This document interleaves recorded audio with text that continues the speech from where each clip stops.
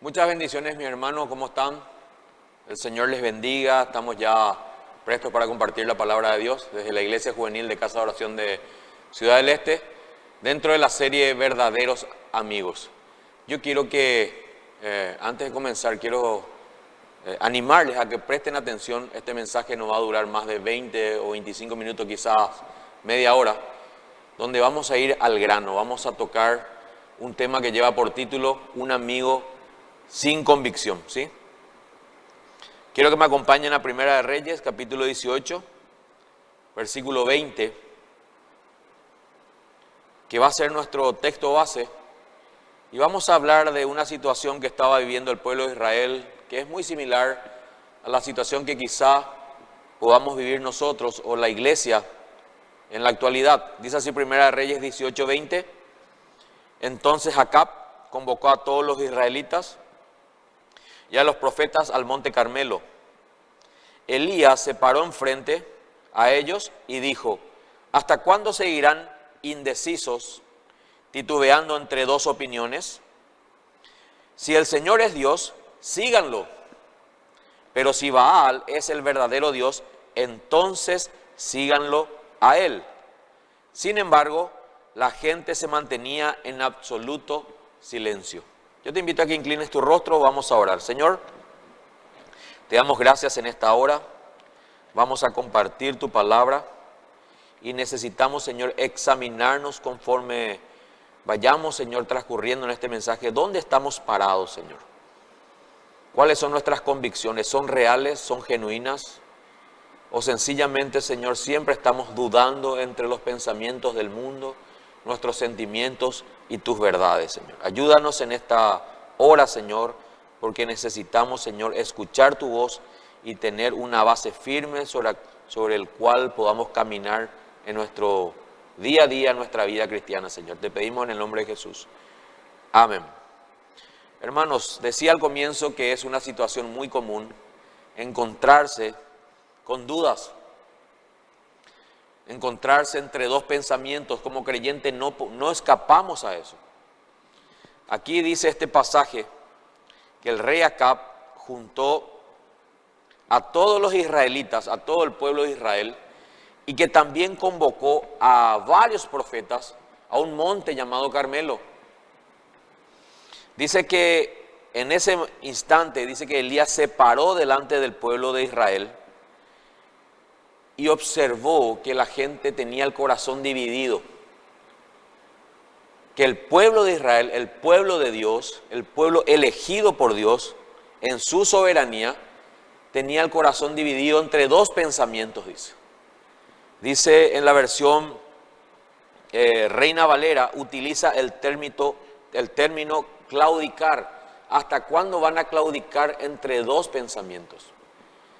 La palabra claudicar o titubear nos indica de que hay una duda. Pero es mucho más fuerte cuando nosotros analizamos o examinamos lo que realmente significa claudicar. Claudicar es rendirse ante algo o perder fuerza ante alguien. Y es muy común encontrarse con creyentes que pierden fuerza. Y en este caso dice que el pueblo de Israel estaba titubeando, estaba claudicando por las opiniones de los profetas de Baal. Por eso es muy importante que nosotros analicemos a quién estamos escuchando. Los profetas de Baal hablaban de un Dios que Baal era el Dios de la fertilidad. Era el Dios de la fertilidad agrícola, era el Dios también de las familias, era considerado un Dios con minúscula, un Dios de la fertilidad de las familias.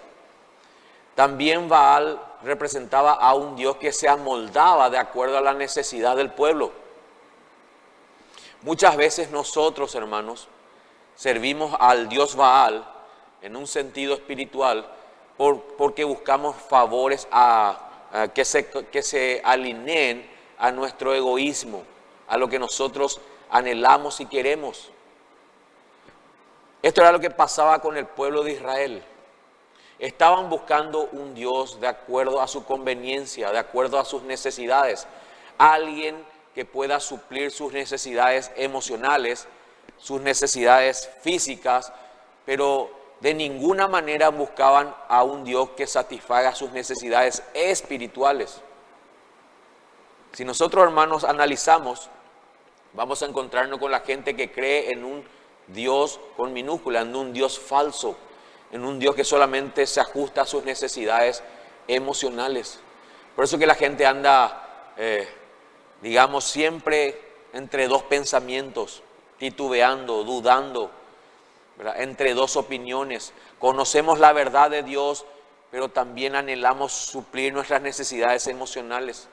Está el yo por delante, está el deseo egoísta por delante, están los sueños, los anhelos. Y hay muchos profetas de Baal rondando por ahí, hablando solamente, poniendo al hombre o las necesidades del hombre en el centro de la iglesia cristiana. El Dios verdadero, hermanos, es un Dios de convicciones. Es un Dios que siembra firmeza en el corazón de sus hijos. No es un Dios que siembra duda. No es un Dios que hoy es frío, mañana es caliente. No es un Dios tibio. Es más, Dios odia la tibieza espiritual. En Apocalipsis 13:14 habla a la iglesia de Laodicea, hermanos, y hay una advertencia terrible para la iglesia. Dice que Dios vomita a los tibios. Los tibios representan a los cristianos sin convicciones. Por eso David decía también que Dios le sacó del lodo de la desesperación y puso sus pies sobre la peña, sobre la roca. Dios no nos hace parar sobre bases endebles. Dios nos pone convicciones firmes en el corazón. Y una característica de un cristiano son sus convicciones. ¿Qué significa tener convicciones? ¿Qué significa tener firmeza? Es saber quién es nuestro Dios. No es conocer quiénes somos nosotros. La doctrina sobre el hombre es la misma doctrina sobre el pecado. Pero lo que nosotros debemos conocer es la firmeza y tenemos que conocer la doctrina de quién es Dios. ¿Quién es Dios para vos? ¿Quién es Dios para mí? ¿Quién es Dios para tus amigos? Tiene que haber una marcada diferencia entre el concepto de quién es Dios para nosotros y también para los que no son creyentes. Hay una marcada diferencia. Dios no es un Dios que suple solamente necesidades físicas o emocionales. Ciertamente sí también, pero Dios lo que suple en prioridad son nuestras necesidades espirituales. El Dios de lo imposible, el Dios a quien servimos, nos saca, hermanos, de aquellos pecados que vos y yo jamás podríamos salir. De esas situaciones, de esos pecados que nos tuvieron atrapados durante años. El temor, la angustia, el rencor, el odio, el egoísmo, el orgullo, la avaricia, el depender de las cosas terrenales. El Dios a quien servimos es un Dios verdadero, un Dios de lo imposible. Él nos saca de toda esa inmundicia en la cual nosotros vivíamos. Pero a veces como creyentes nos paramos delante de ese Dios y estamos todavía dudando entre dos pensamientos. Hace un par de semanas atrás estaba hablando con un grupo de jóvenes y estábamos hablando de algo muy actual como el tatuaje. En una ronda de tereré, acá en Paraguay consumimos mucho el tereré, y yo le iba preguntando a cada uno si les gustaba, y la consulta iba por el gusto, si les gustaba el tatuaje. La gran mayoría de los jóvenes, que eran aproximadamente entre 10 o 15, me respondieron que sí, que a todos ellos les gustaba el tatuaje. Algunos me respondieron que era porque estaba de moda, otros porque tal vez hace lucir mejor un físico, ¿verdad? Y entonces la siguiente pregunta fue, ¿por qué no se hacían? Uno de ellos me dijo que no le gustaba el tatuaje, que él no se hacía porque en realidad no le gustaba. Pero la gran mayoría me respondió lo siguiente, me respondió que porque sus padres no les dejan, o porque sus padres se van a molestar mucho, Uno de ellos me dijo, yo no me hago porque hacerse un tatuaje tiene un costo y yo no poseo de suficientes recursos. Y esa era la respuesta que yo iba obteniendo ante esta consulta. Hasta que llegué a uno de ellos y me dijo, yo no me hago, a mí me gusta el tatuaje, pero yo no me hago porque yo sé que mi cuerpo no me pertenece a mí, sino es templo del Espíritu Santo. Y encontré en medio de esos jóvenes a uno con convicción firme. Yo te pregunto, mi hermano, mi hermana, ¿por qué haces ciertas cosas y por qué no haces ciertas cosas? Mucha gente hace o deja de hacer por lo que van a pensar de uno mismo. Eso no es tener convicción. Tener convicción es tener la certeza de quién es nuestro Dios, quién es el Señor para nosotros. Ahí en Daniel, en el libro de Daniel, en el capítulo 1, versículo 8, conocemos la historia. Los hebreos habían sido capturados por el pueblo de Babilonia, habían sido llevados como esclavos. Y dice que había un joven, Daniel era un joven, de aproximadamente 16 o 17 años, que estaba también en medio de ese pueblo y fue llevado a servir a la casa del rey de Babilonia. Y en un momento determinado dice que Daniel se paró delante de los siervos del rey y les dijo, Daniel 1:8 dice, sin embargo, Daniel estaba decidido a no contaminarse con la comida y el vino dados por el rey. Le pidió permiso al jefe de Estado Mayor para no comer esos alimentos inaceptables. Ahora, la pregunta es, ¿por qué, hermanos, Daniel tenía, digamos, la convicción de no contaminarse, dice, con la comida del rey? ¿Qué tenía de malo la comida del rey? ¿Qué tenía de malo beber vino? ¿Qué tenía de malo?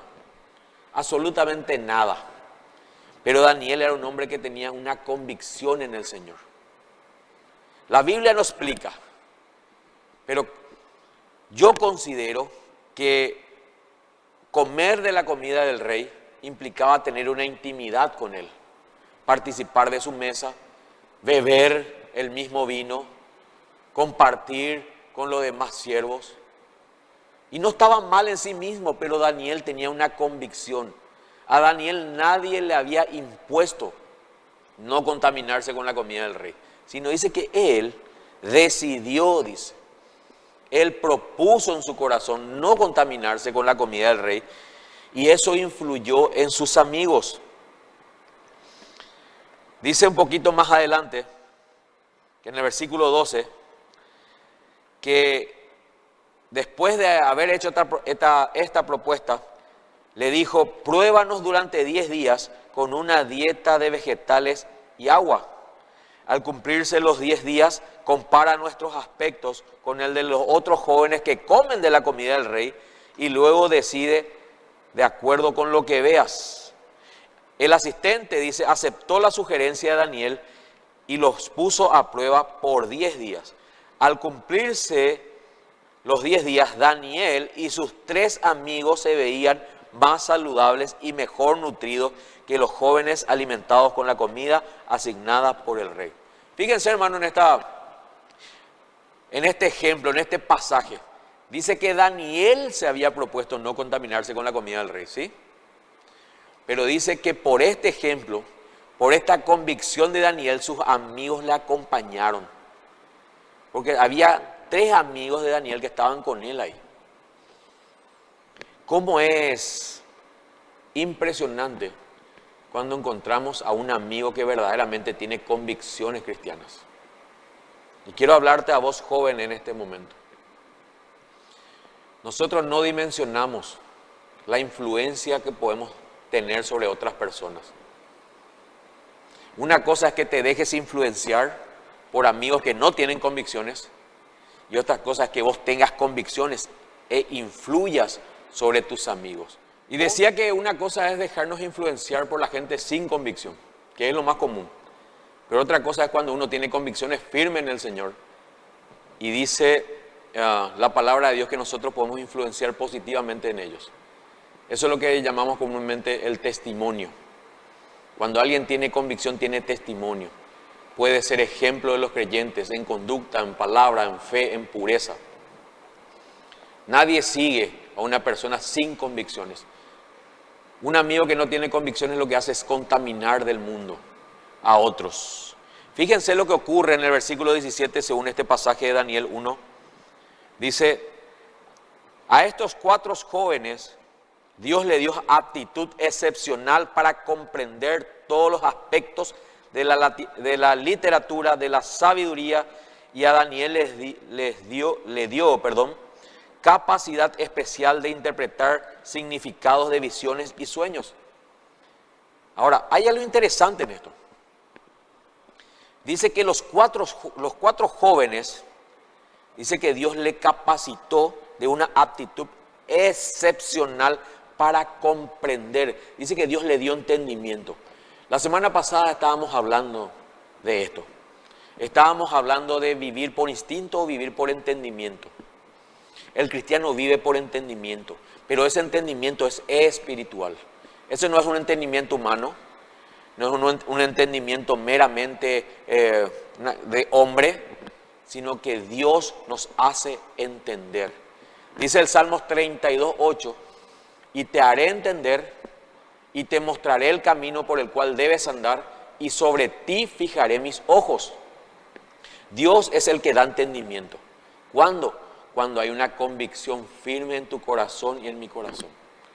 Dios nunca nos va a dar aptitudes excepcionales, así como dice este pasaje, si nosotros no tenemos convicciones firmes. Tener convicciones firmes es una marca del creyente, es un fruto de que somos verdaderamente salvos. Es un fruto que también Dios pone en nosotros, desarrolla en nosotros a través de su Espíritu Santo cuando nosotros creemos firmemente quién es Jesús. Esa es una decisión que tenés que tomar vos, que tengo que tomar yo. Nosotros no podemos recibir dones de Dios y distribuir nuestros dones por ahí sin frutos. Eso es lo que contamina la iglesia, contamina el cuerpo de Cristo. Y tenemos que meditar firmemente en esto. Tenemos que desarrollar convicciones. Yo te pregunto, ¿tenés convicciones firmes sobre lo que es ideología de género? ¿O estás todavía pensando entre dos pensamientos ahí? ¿Estás claudicando, estás perdiendo, ¿verdad? Con otras opiniones, te estás rindiendo, estás perdiendo fuerza? ¿Tenés convicciones de lo que Dios dice de la homosexualidad, del pecado, de la fornicación, del unirse a yugos desiguales, del honrar a los padres? ¿Tenés convicciones? ¿O siempre estás claudicando entre dos pensamientos? Nosotros como creyentes, repito, tenemos que tener convicciones firmes. No podemos andar en tibieza espiritual. Nadie que ande en tibieza, hermanos, puede permanecer mucho tiempo en el Señor. Podemos conocer toda la Biblia, podemos saber de memoria la teoría, pero lo que tenemos que hacer es vivir con convicciones. Te doy un consejo, joven, te doy un consejo, mi hermano, mi hermana. Apártate de esos amigos que no tienen convicciones firmes, que siempre están dudando si obedecen a Dios u obedecen a sus sentimientos. Y en algunos casos están aconsejando. Hoy están en la gloria, orando, leyendo la Biblia, y mañana están en el infierno, porque están entre dos pensamientos y buscan a un Dios con minúscula que se amolde a sus necesidades sentimentales y emocionales. Te pregunto, joven, nuevamente, ¿estás convencido, tenés convicciones sobre el noviazgo? ¿En qué momento ponerte de novio? ¿Qué tipo de persona buscar? ¿Estás orando realmente con convicción, diciendo al Señor, yo te entrego mi voluntad? Y no importa la edad que tengas, tengas 13, 14, 15, 20, 30, 40, ¿tenés convicciones firmes de lo que Dios quiere para vos? ¿O todavía estás entre dos pensamientos? A ver qué te dicen tus amigos que viven sin convicciones. A ver qué te dicen tus familiares que viven sin convicciones. Por eso es la recomendación de Pablo a Timoteo sobre el carácter de los hombres de los últimos tiempos. Ahí allá en 2 Timoteo 3, en el versículo 5 al final dice, apártate de los tales. Y es importante porque estamos estudiando sobre las verdaderas amistades. Ahora yo te pregunto, como amigo, vos como amigo, ¿tenés convicciones firmes? ¿Estás transmitiendo una fe sólida en otros? ¿Estás discipulando con esa misma convicción? ¿Estás enseñando de esa misma manera? ¿O estás sumergido siempre en tus sentimientos, en tus emociones? Es importante que meditemos en esto. Amén, mi hermano. Ahí en Mateo, capítulo 16, vamos a mirar algo interesante. Mateo, capítulo 16.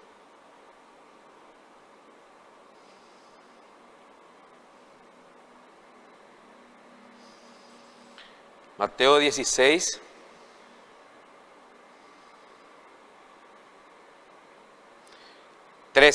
Mateo 16, 13, ¿sí? Dice que Jesús estaba reunido con sus discípulos. Fíjense en este pasaje, hermanos. Jesús reunido con sus discípulos y dice que cuando Él llegó a la región de Cesarea de Filipo, les preguntó a sus discípulos, ¿quién dice la gente que es el Hijo del Hombre? Hermanos, era Dios, hermanos, el que estaba en medio de ellos. Era el Hijo de Dios el que se estaba paseando por toda Israel, haciendo milagros, predicando. Y Él le pregunta, ¿quién dice la gente que es el Hijo del Hombre? Versículo 14 dice, bueno, contestaron. Algunos dicen Juan el Bautista.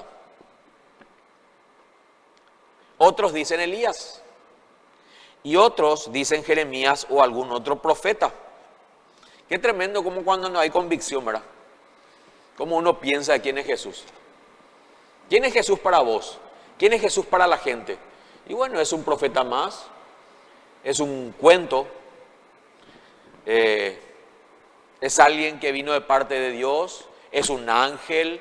No sé qué creencia tenés de quién es Jesús. Pero en el versículo 15, Jesús le hace una pregunta mucho más directa a sus discípulos. Y yo quiero que te tomes muy a pecho esta pregunta porque también va dirigida a vos, va dirigida a mí. Entonces le preguntó, versículo 15, ¿y ustedes quién dicen que yo soy? A Jesús le interesa saber qué pensamos. ¿Quién decimos nosotros que es Él? ¿Quién es Jesús para vos?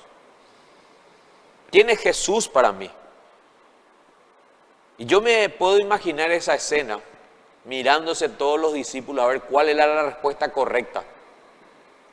En el versículo 16 dice que se levantó un hombre con todo el ímpetu y con mucha convicción, llamado Simón Pedro, y contestó, tú eres el Mesías, el Hijo del Dios viviente.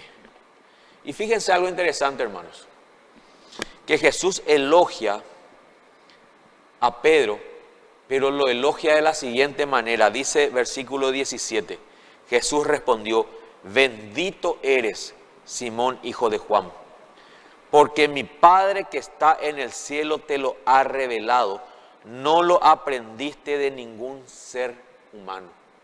Esto es convicción. Jesús le estaba diciendo, en otras palabras, Pedro, vos sí tenés la convicción de que yo soy el Hijo de Dios. Pero quiero que sepas algo, Pedro. Esta convicción no viene por revelación humana, sino viene porque Dios te reveló quién yo soy. Las convicciones solamente pueden ser sembradas por Dios. Yo en otro tiempo, hermanos, no tenía idea de quién era Dios, de quién era Jesús. A veces me preguntaban qué tiene que ver Jesús conmigo si yo vivo en el año 2000 y Jesús murió hace más de 2000 años. ¿Por qué la gente dice que Jesús murió por nuestros pecados y Él murió hace 2000 años? Porque no tenía idea de quién Él era. Es más, tenía en mi corazón, a veces me preguntaba sobre la existencia de Dios. Si realmente Dios existe, Dios no existe, es real, no es real. ¿Quién escribió la Biblia? Todas esas preguntas que la gente sin convicción se hace.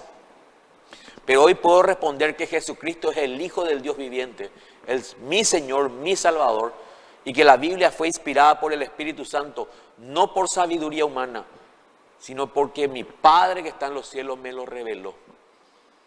No porque ningún nombre me impuso. Yo no pienso de esa manera porque yo adopté y abracé una ideología meramente humana, sino porque el Espíritu Santo es el que convence, dice la palabra. Él convence de pecado, de justicia y de juicio.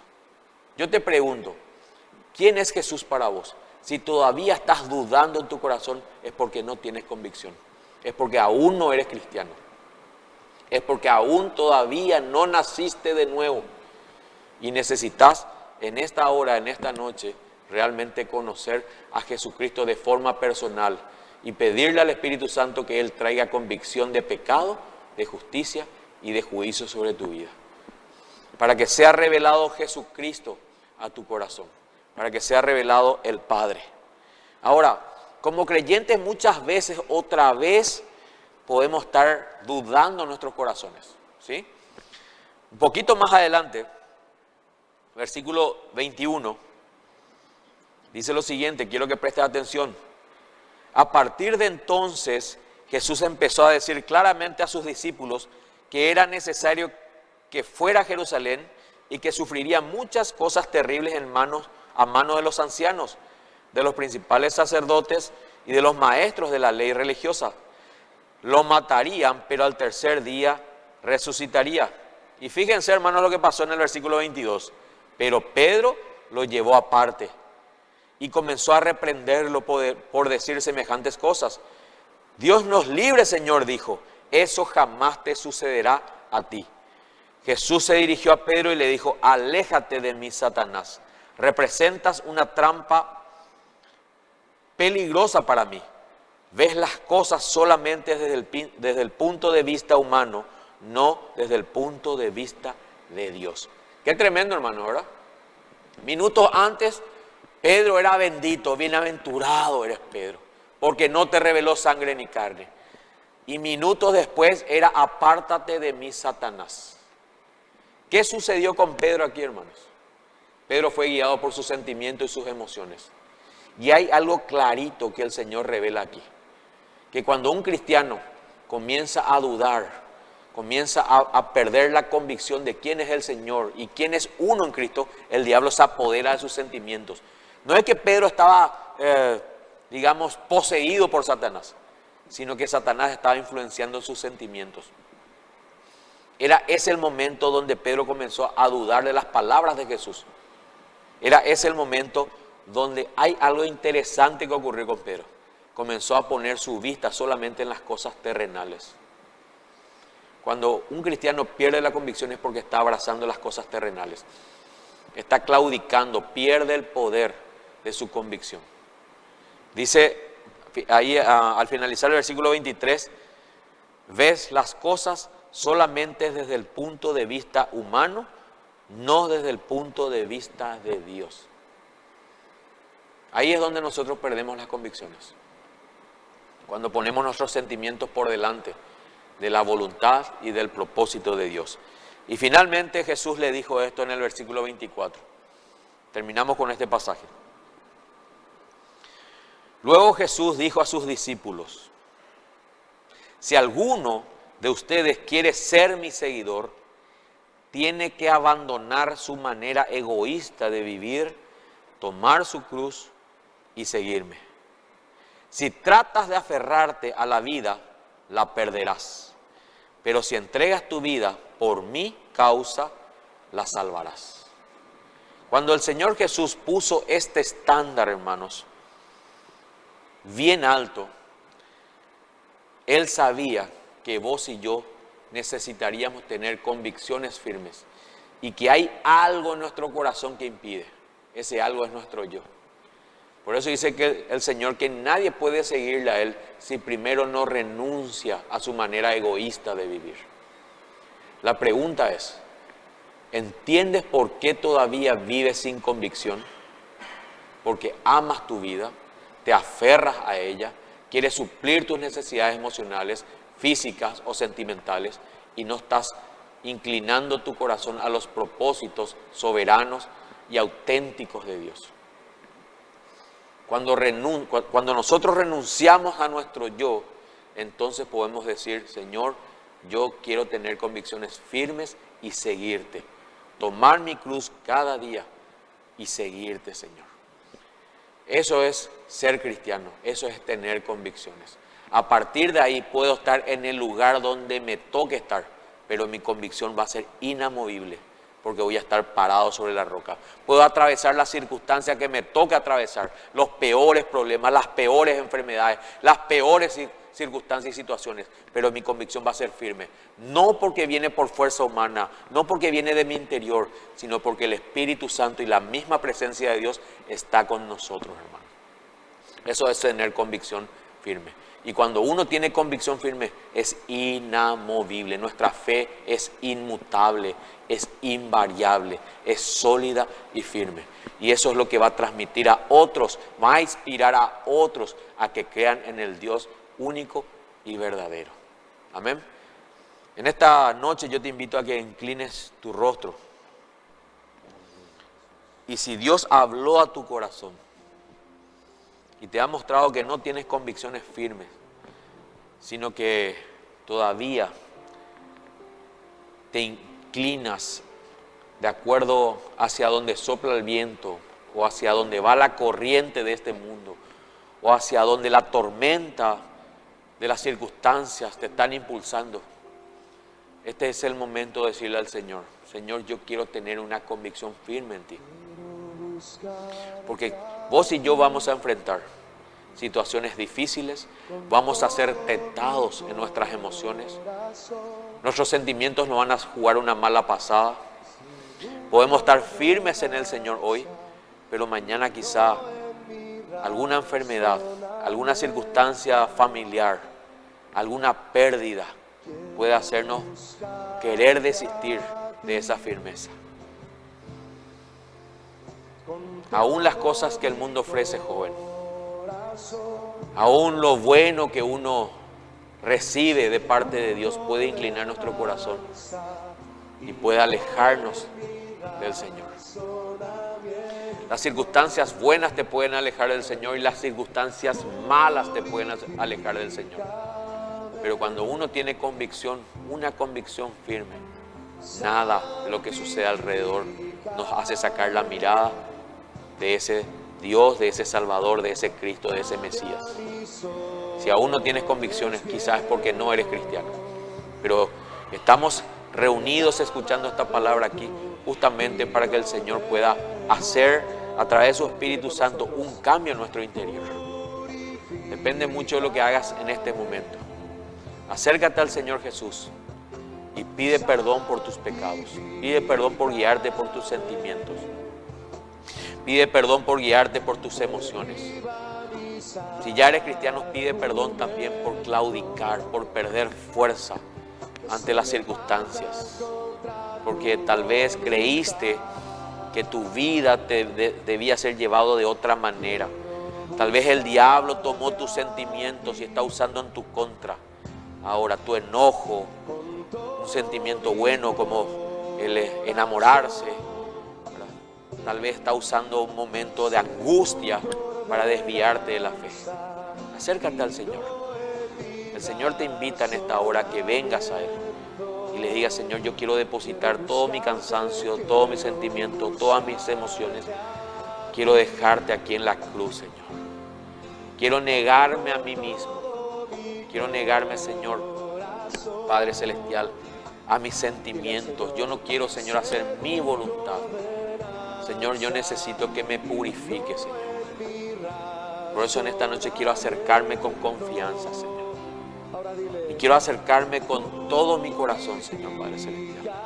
Porque necesito ser purificado, necesito ser purificada. Quiero ser salvo, quiero ser salva. Quiero que perdone mis pecados, Señor, y me hagas vivir para tu gloria. Padre, en esta noche yo te doy gracias por tu palabra. porque tú me has hablado primeramente a mí, Señor. Y Señor, tú quieres desarrollar una convicción firme también en tu iglesia, Señor. Ya que no estemos siempre pensando entre dos pensamientos, Señor. Si soy cristiano, si no soy cristiano. Si voy a la iglesia, si no voy a la iglesia. Si leo la Biblia, si no leo la Biblia. Si oro o no oro, Señor.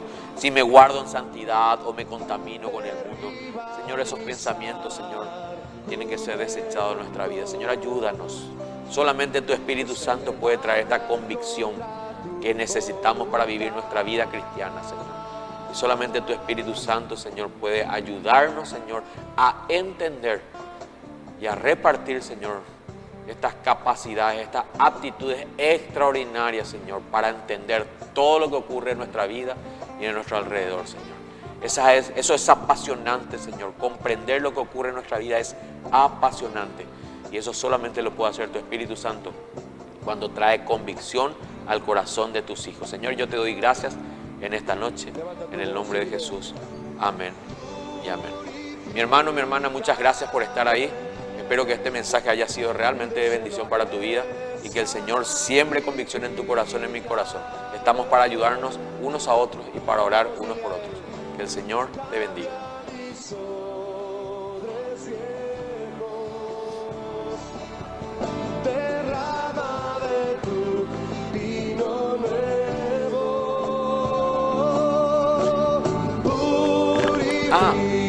El video.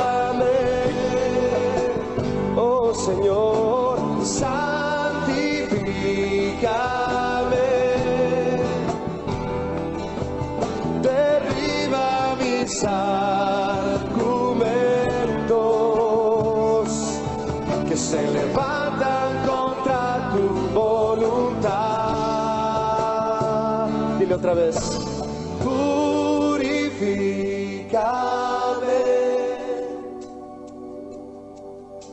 Santifícame. Vamos a pedírselo todos. Cambia mis odres viejos, derrama de tu vino nuevo. Alza tus manos y dile: purifícame. Necesito, Señor, santifícame. Con tu corazón dile: derriba mis argumentos. Díselo fuerte: que se levantan contra tu voluntad. Purifícame, purifícame, Señor, santifícame. Cambia mis odres viejos, derrama de tu vino nuevo. Purifícame, oh Señor, y santifícame. Vamos, dile: derriba mis argumentos que se levantan contra tu voluntad. Derriba, derriba mis argumentos. Pídele que los derribe, que se levantan contra tu voluntad.